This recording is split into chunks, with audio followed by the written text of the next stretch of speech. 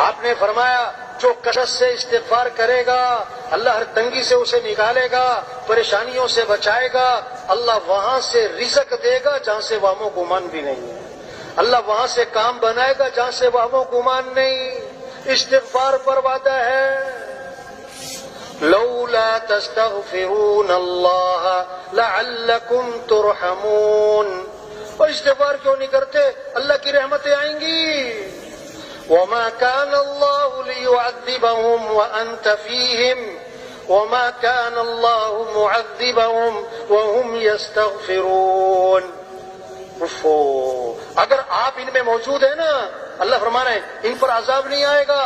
اگر آپ چلے گئے تو جب تک یہ استغفار کرتے رہیں گے ان پر عذاب نہیں آئے گا۔ استغفار سے مسئلوں کا حل ہے، پریشانیوں سے بچنا، کاموں کا بننا، استغفار کی کثرت۔ استغفار سے کیا ہے؟ ہمارے مسئلے حل ہوں گے، استغفار سے ہمارے کام بنیں گے۔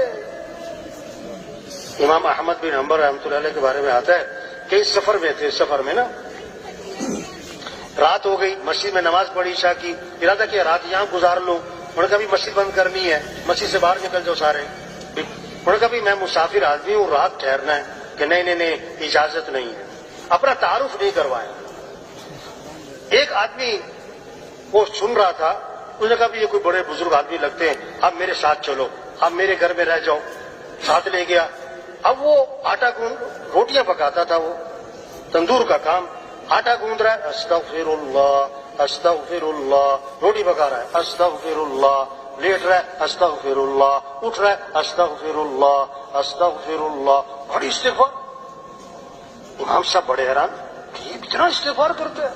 اس کو پوچھا بھائی تم بڑا استغفار کرتے ہو، کیا فائدہ ہے اس کا؟ انہوں نے کہا جی میرے بڑے مسائل تھے، جب سے میں نے استغفار کی کثرت کی ہے اللہ نے میرے مسئلے حل کر دیے، اور میں جو اللہ سے مانگتا ہوں اللہ میری دعا قبول کر لیتا ہے۔ بس ایک دعا رہ گئی ہے، ایک دعا ابھی تک قبول نہیں ہوئی، باقی میری ساری دعائیں قبول ہو گئی، جو مانگ تو مل جاتا ہے۔ ایک دعا نہیں ہوئی، وہ کون سی دعا ہے جو قبول نہیں ہوئی؟ کہ میں نے ایک نام سنا ہے امام احمد بن حنبل، کوئی بڑے بزرگ آدمی ہیں، میں نے اللہ سے دعا مانگی ہے کہ اللہ میری کبھی ان سے ملاقات تو کروا دے، بس یہ دعا رہ گئی ہے، باقی ساری قبول ہو گئی۔ انہوں نے کہا اللہ کے بندے تیری وہ دعا بھی قبول ہو گئی، میں جو تیرے سامنے بیٹھا ہوں احمد بن حنبل ہی بیٹھا ہوں، اور مجھے لگتا ہے تیرا استغفار ہی مجھے کھینچ کے لایا ادھر۔ عقل سے نہیں مسئلے حل ہوتے، ذہانت چالاکی ہوشیاریوں سے نہیں ہوتے، اللہ کو ساتھ لینا ہے۔ جیسے کسی کا مسئلہ پھنسا ہوتا ہے نا کہ جی فلاں وزیر صاحب کو بیچ میں ڈالو، کہ فلاں آئی جی صاحب کو بیچ میں ڈالو، کہ فلاں صدر صاحب کو بیچ میں ڈالو۔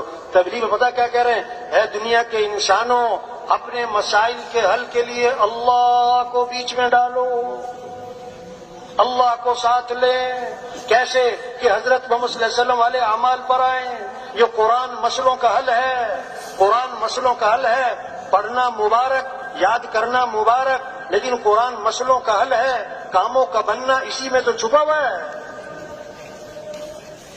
بوڑھی اماں دیہات کی رہنے والی، بیٹا پڑھ لکھ گیا، باہر ملک چلا گیا، اب وہاں سے وہ چیک بھیجے اماں کے لیے، ایک چیک آیا، دوسرا آیا، اب وہ چیک لے، اسے پڑھنا وڑھنا تو آتا کوئی نہیں، اس کو چومے اور اس کو چاٹے، سنبھال کے رکھ دے۔ اگلا چیک آیا، چومے چاٹے سنبھال کے رکھ دے۔